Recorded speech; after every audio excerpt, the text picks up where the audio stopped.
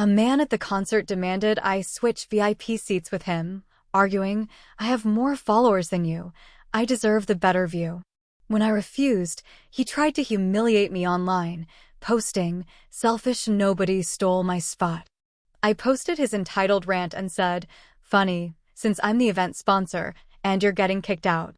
So this happened a few months ago at a concert in Burnsville, Minnesota. Buck Hill was hosting their annual Buck concert series, and it was a big deal in town.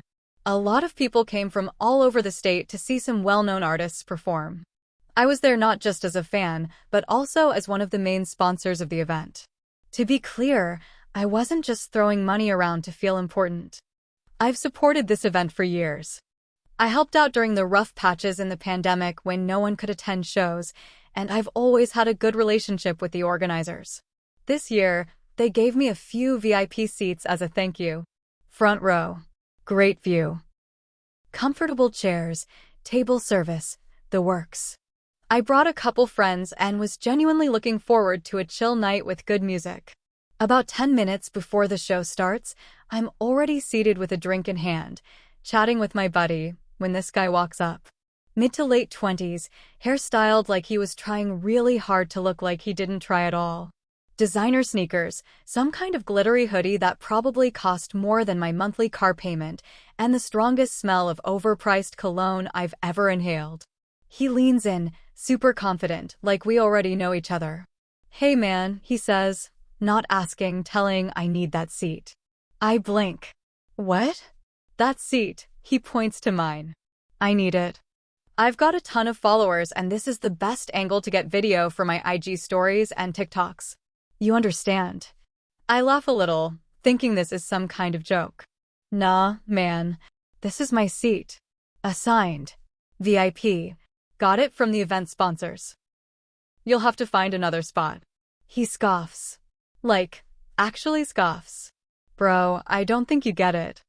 I'm an influencer. People know me. I cover events like this.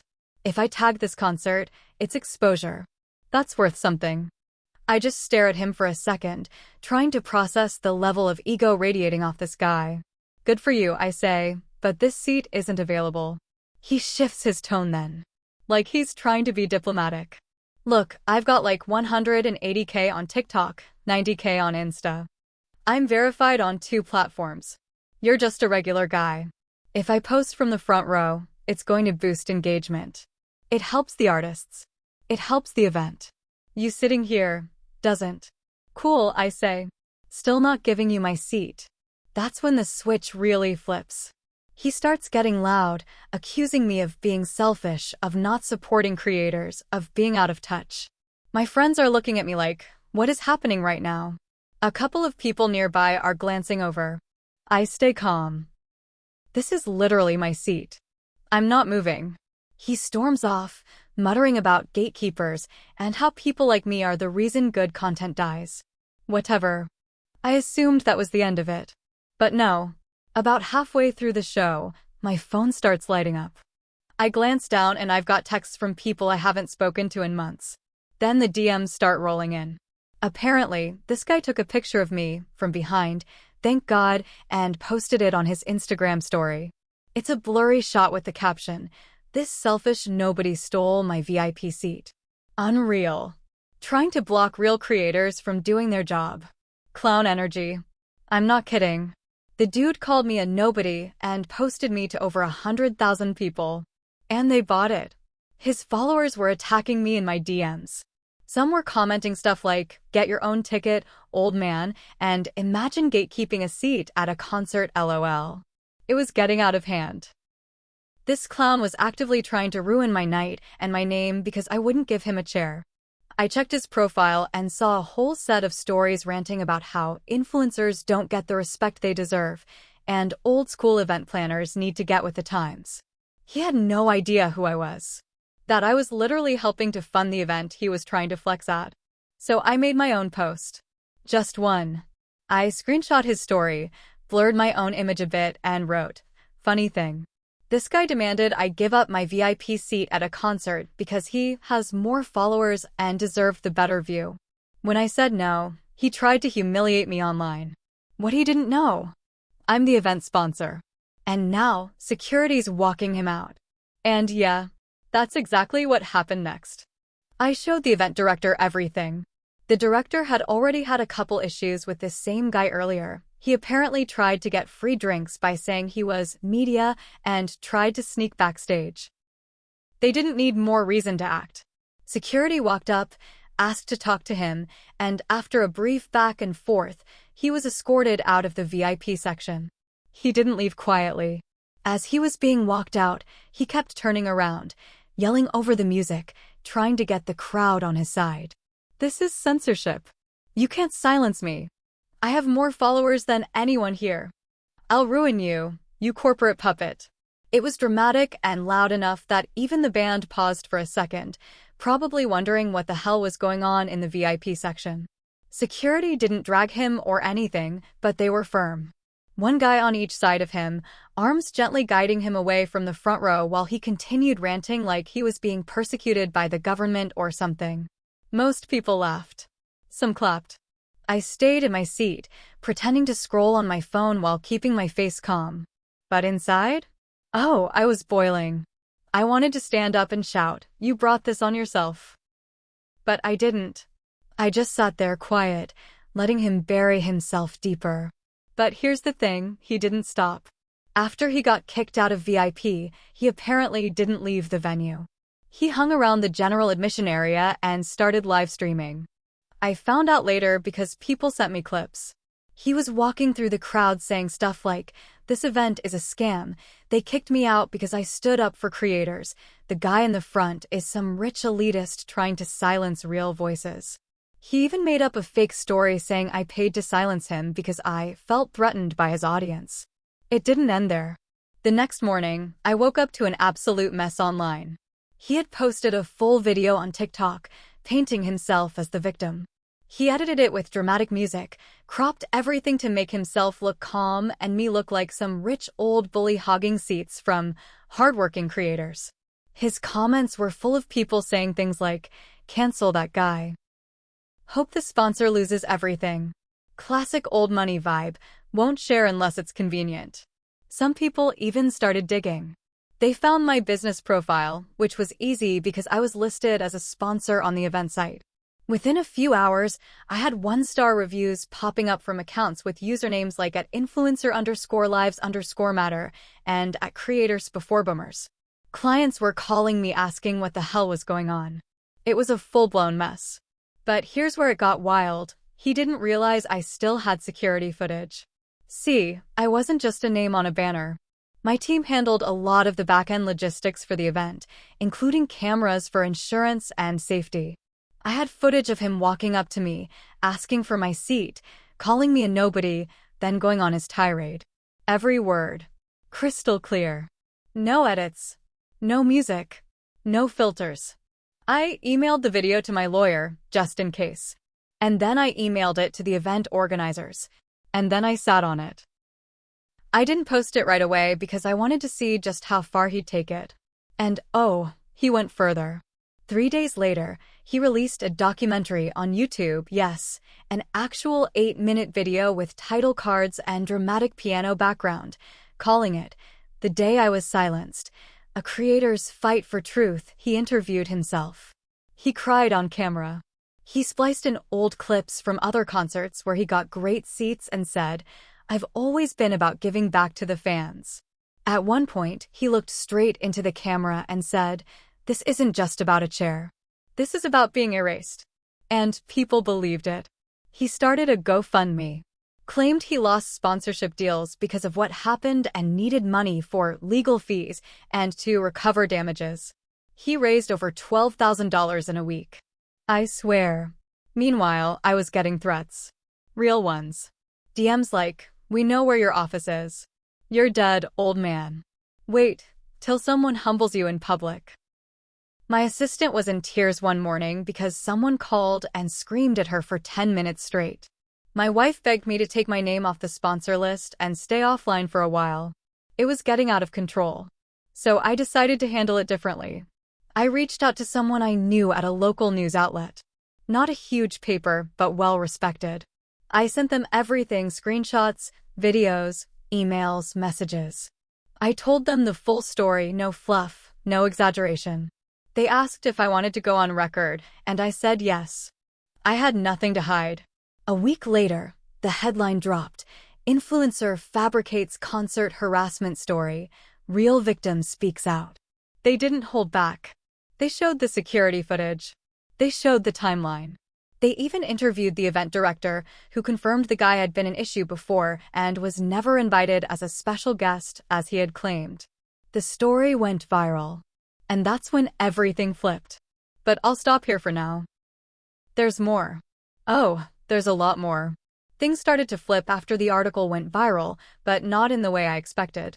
Sure, a lot of people started seeing the truth. The footage didn't lie. People who had been blindly following his version of the story began turning on him. Comments started flooding in on his videos. Bro, you lied. This is why no one trusts influencers. You played the victim and it backfired. Take the L. But here's the twist, he doubled down. Instead of apologizing or disappearing for a while like any sane person would, he posted a response video, saying the footage was doctored. He claimed I had hired a video editor to make him look bad. He called the article slander and said the news outlet was in bed with corporate sponsors, trying to destroy his reputation. He even dragged in my family. He made a post showing a public picture from my wife's Facebook, blurring her face just enough to avoid takedown, and wrote, "Imagine lying to the world while smiling in family photos." What a joke. That crossed a line. I contacted my lawyer again, and this time we filed for a cease and desist. My legal team sent a formal demand to take down the posts, including a warning that we would pursue legal action for defamation and harassment if he didn't comply. He posted the letter on his story, calling it intimidation tactics and saying he wouldn't be silenced. Said he was fighting for truth, even if it meant going broke. But then something strange happened. Out of nowhere, a former friend of his messaged me. This guy slid into my DMs and said, "Hey, I saw everything going on. You need to know this dude's done this kind of thing before." He attached screenshots, videos, voice notes, a full archive. Apparently, my seat-snatching influencer had a whole history of fabricating drama to get attention. One time, he faked a racial profiling incident at a retail store. Another time, he pretended a bar kicked him out for being gay, even though witnesses and footage later showed he got tossed for harassing staff. He made these huge scenes, filmed himself crying or shouting, posted clips, and every time he'd rake in thousands of likes, donations, and sympathy follows. This wasn't a one-time meltdown. It was a pattern. The friend even shared a group chat where this guy bragged about manipulating the algorithm and said things like, "You just need one good villain to blow up." And this time, I was his villain. So I sent everything to the journalist who did the first article. He was stunned. "This is next level," he said. "We might need to do a follow-up." But before that could even happen, another twist. His GoFundMe got frozen. Apparently, someone had flagged it for fraud. Turns out multiple donors had started asking questions after reading the article and seeing the video. One guy even messaged me to say, "I donated $100 to this guy because I thought he was wronged." I feel like a damn fool. GoFundMe contacted him asking for documentation of his legal expenses, and he couldn't provide anything. Not a single invoice, retainer letter, nothing. So they suspended the fundraiser and started refunding people. Then he vanished for a few days. No stories, no lives, nothing new posted, just silence. I figured maybe he was finally embarrassed enough to stop. Nope. 5 days later, he came back with a full rebrand. New username, new bio, deleted half his posts. He was calling himself an advocate for transparency now. Said he was launching a nonprofit for cancel culture survivors. I wish I was joking. He started pitching it like he was the victim of a coordinated takedown by media and big business. Claimed he was building a community for people who had suffered reputational damage because they dared to speak up. And people were buying it. A whole new wave of sympathy came rolling in. New followers. New donations via PayPal this time. No platform to freeze him. Just raw, Unchecked manipulation. He even did a podcast interview where he said, "I don't care what footage they show. I know what I lived."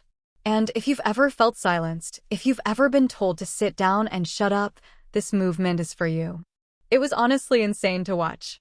At this point, I wasn't even mad. Just tired. This wasn't about me anymore. This guy was operating on a whole different level of delusion. But I knew it couldn't last. Because real consequences were coming.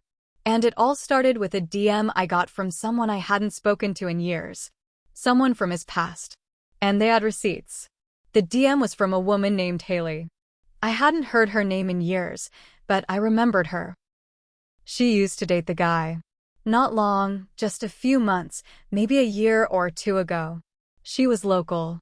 Used to help him run his brand when he was first starting out. She sent me a message that just said, "I know him. I know what he's done. If you want help, I've got everything." We got on a call that night. She sounded tired, like someone who had been burned and carried it for too long. She told me stories about how he used people, lied to brands, faked depression for sympathy views, and how he staged almost everything that made him go viral. Once, he hired actors to pretend to harass him in public. He edited it like a hate crime and got picked up by some online news page that didn't bother fact-checking. She had screenshots of him coaching people on what to say in videos, planning outrage posts, mocking his followers in texts. Stuff like, "Watch me cry on camera in 3, 2, 1 LOL, followers are sheep. Just say you're healing and they forget. If this doesn't go viral, I'm dropping the family abuse story next." She told me, he used me too. I thought he was trying to help people. I was wrong. She had everything. Texts, voice memos, behind-the-scenes clips he never meant to share. Stuff that painted a much darker, uglier picture than anything I'd seen. And I knew exactly what to do with it. The journalist who wrote the first piece had already been following up on leads. I dropped everything in his inbox. No edits. No sugarcoating. Just raw evidence. He cross-checked it, verified the sources, spoke with Haley, and called me a few days later. "I've got a piece ready, but it's not just an article anymore. We're pitching this to national outlets. This is bigger than one event." He wasn't kidding. 2 weeks later, the story hit. Front page of a major online publication.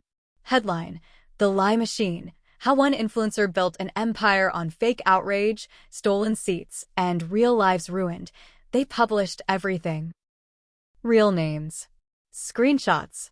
Side-by-side comparisons of his viral videos next to the unedited clips. They even included interviews from other people he'd targeted or manipulated. One brand he worked with confirmed they'd been duped into paying him for fake metrics. Another woman came forward to say he used her trauma for a TikTok skit, then ghosted her when it flopped. It was brutal, but it was honest. And the fallout was nuclear. His social media accounts started dropping like dominoes. TikTok, banned for violations. Instagram, disabled pending investigation. His YouTube, flooded with dislikes and flagged. Sponsors and donation platforms pulled the plug. His fake nonprofit? Gone. Refunds issued. Stripe and PayPal closed his accounts. He posted a final video, shaky hands, pale face, no music this time. Just him sitting on the floor of what looked like a motel room. He said, "They tried to destroy me, and they won. I hope you're happy." Then he went offline. For good. I should have felt triumphant. And part of me did. Justice was served. The lies were exposed. People stopped threatening me, stopped messaging my office. My name got cleared. But here's where I admit something. I messed up too. I got caught in it. I fed the fire. I let pride push me when I could have de-escalated earlier.